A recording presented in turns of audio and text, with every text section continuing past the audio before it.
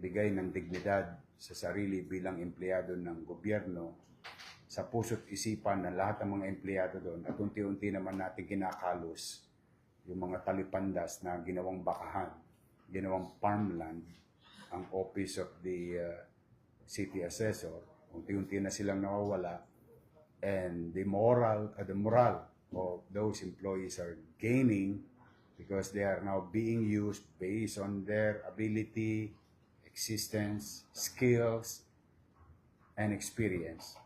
Tingin ko, unti-unti tayong magbubuti. I've been receiving a lot of texts from friends that they were happy to pay their amilyar online. On a Sunday, on a Saturday. Natutuwa sila na ay, pwede na magbayad. Congratulations, Attorney Chris Fernandez.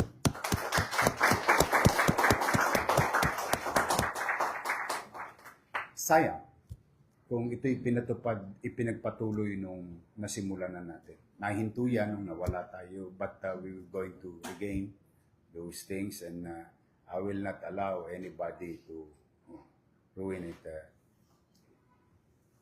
Marami pa naman tayong tapunan. Don't worry.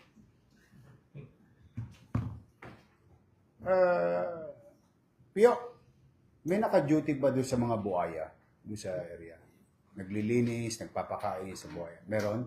Kailangan mo pa ng extra? Dalawa. Marami tayong buhaya doon sa Manila Zoo. They need TLC. Tender loving care.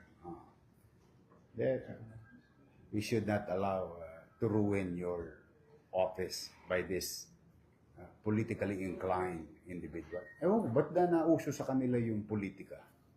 Nasa gobyerno na nga sila, hindi pa nila ipagpasalamat.